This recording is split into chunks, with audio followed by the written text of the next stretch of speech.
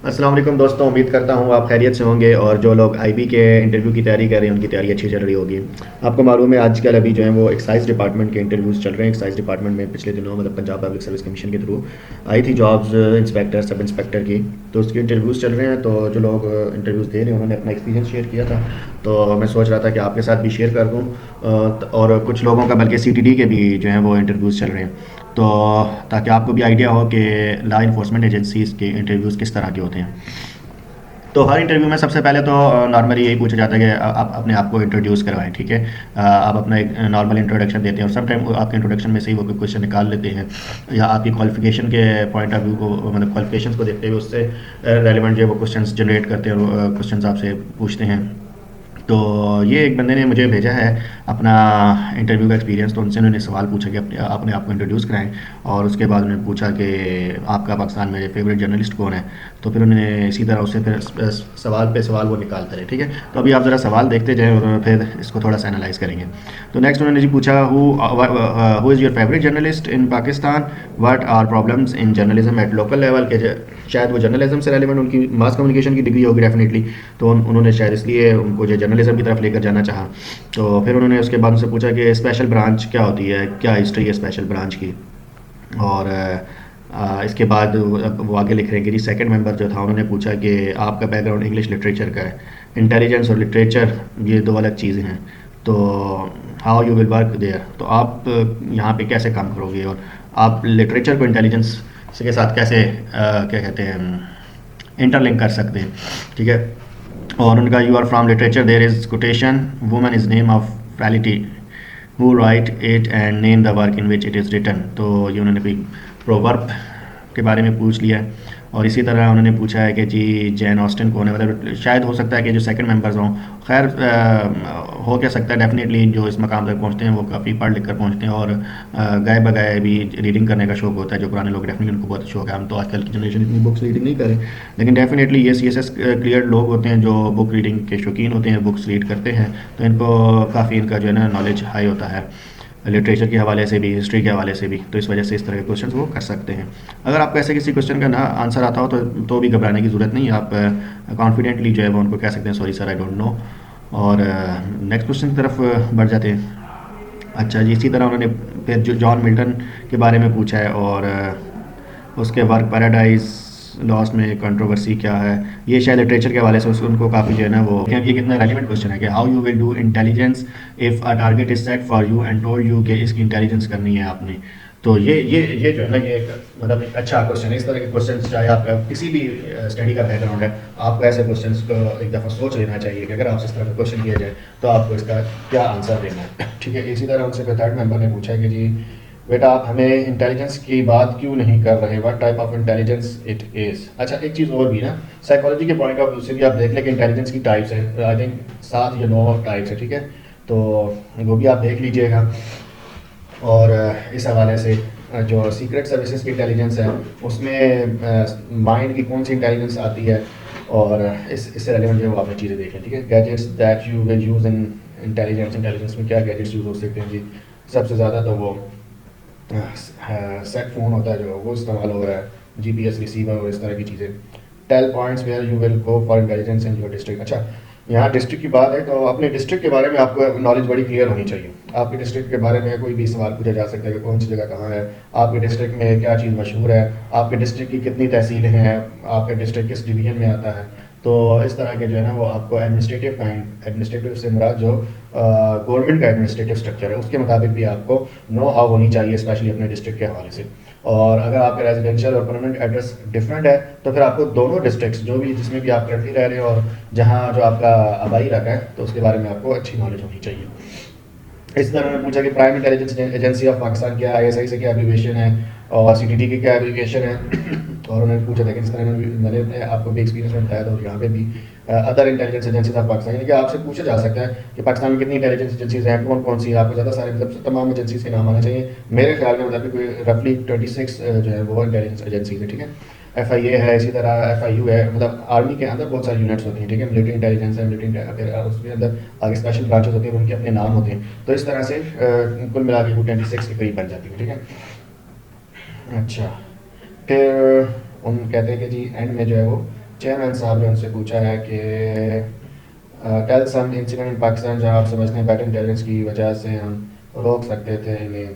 ठीक है जी, लेकिन उन्होंने आप हमें अपना एक एनालिसिस मांगा कि जी आप आपके ख्याल में कोई इंसिडेंट। अच्छा, यहाँ इस तरह के सवाल का मतलब ये है कि वो जानना चाह रहे हैं कि यार आप का जो है हालात हाजरा पे कैसी ग्रिप है, ठीक है, और आप वाकई आपका जो मतलब माइंड है, आप दिमागी तौर पर ये सलाहियत रखते हैं इंटेलिजेंस की कि नहीं, यानी कि आप हालात हाजरा पे नज़र रखे हुए हैं, आपके इर्द गिर्द क्या हो रहा है और आपको सिक्योरिटी के बारे में कोई नो हाउ है।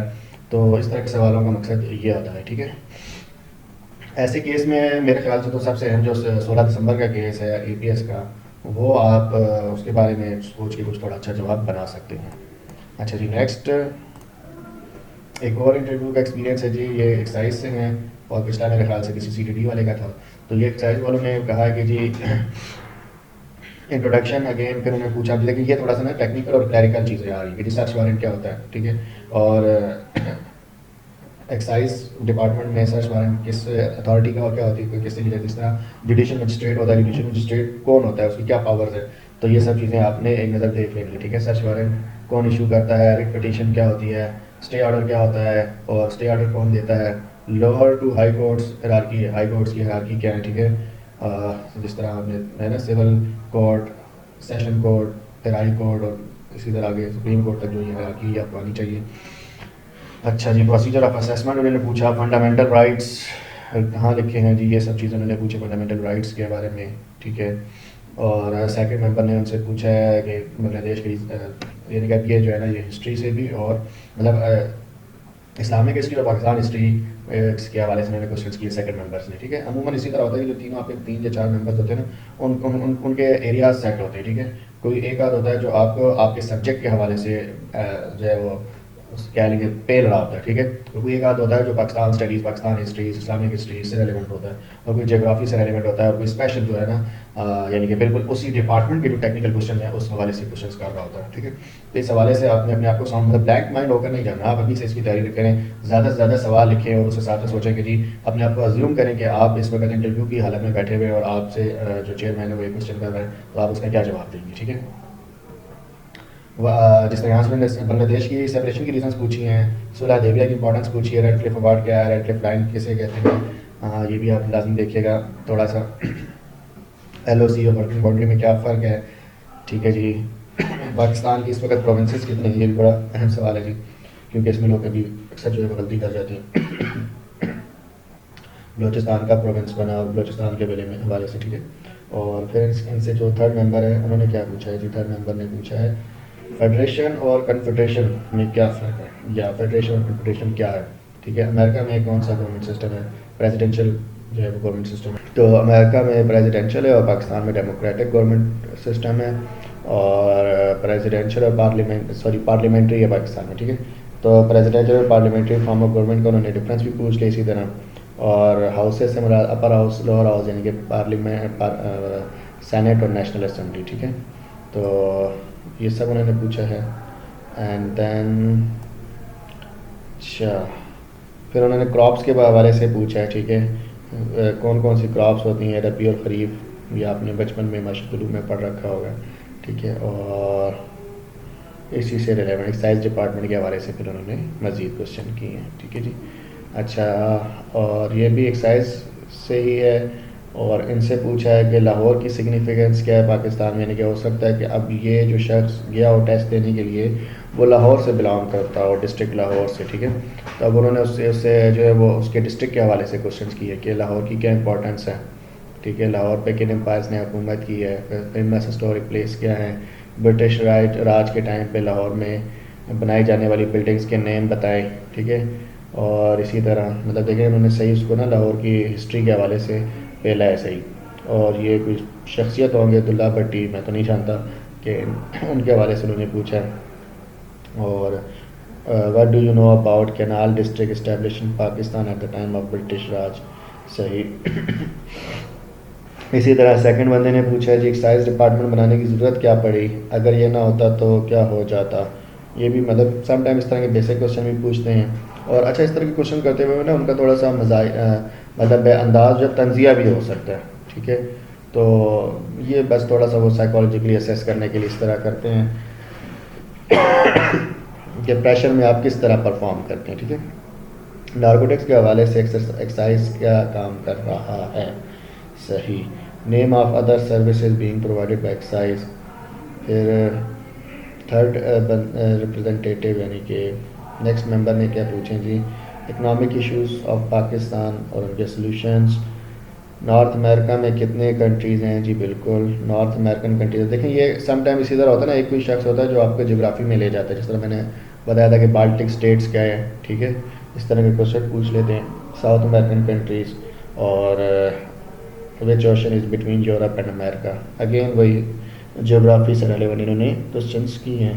तो अब आपको उम्मीद है कि समझ आ गई होगी कि आपने पेपर इंटरव्यू को प्रिपेयर, यानी कि अमूमन नॉर्मली जब आप यूट्यूब पे भी सर्च कर रहे होते हैं ना, तो आप देख रहे हैं जी वो उस पर इसी तरह की मोटिवेशन इंस्पायरेशन वीडियोज़ आ रही होती है कि जो बॉडी लैंग्वेज आपकी स्ट्रांग होनी चाहिए, आपको सवाल का जवाब नहीं आता तो आप कॉन्फिडेंटली ना कर दें, और मतलब अजीब अजीब से वो 5 से 6 वो लिटरेचर के हवाले से, यानी कि जैसे वो जिस तरह स्कूलों में कॉलेजों में पढ़ाया जा रहा होता है ना, तो वो वाला एक्सपीरियंस आपको बता रहे होते हैं, ठीक है, ड्रेसिंग ये वो। लेकिन एक्चुअल आपको मतलब वो जब इंटरव्यू लेते हैं ना ये मतलब लॉ इन्फोर्समेंट एजेंसी वाले, तो वो चारों तरफ इंसान का दिमाग घुमाते हैं। तो आपकी तैयारी इस तरह से होनी चाहिए कि आपको हिस्ट्री से रेलिवेंट भी नॉलेज होना चाहिए, आपको जियोग्राफी से रेलिवेंट भी नॉलेज होना चाहिए, आपको अपने डिस्ट्रिक्ट के हवाले से भी नॉलेज होना चाहिए, आपको पाकिस्तान के मुख्तलिफ एडमिनिस्ट्रेटिव बॉडीज़ के बारे में इल्म होना चाहिए। तो और जिस डिपार्टमेंट का आप टेस्ट देने जा रहे हैं उसके मैंडेट के बारे में, उसकी लेजिस्लेशन के हवाले से, उसके मैंडेट के हवाले से, उसकी अथॉरिटीज़ के हवाले से, उसकी ब्रांचेस के हवाले से, हाउ इट वर्क्स, आपको एक अच्छा खासा नॉलेज होना चाहिए। तो उम्मीद करता हूँ कि आपको अच्छी गाइडेंस हो गई होगी, आपको एक अच्छा ओवरव्यू मिल चुका है और आप अच्छी तैयारी करेंगे। Wish you good luck for your interview. Take care, अल्लाह हाफिज़।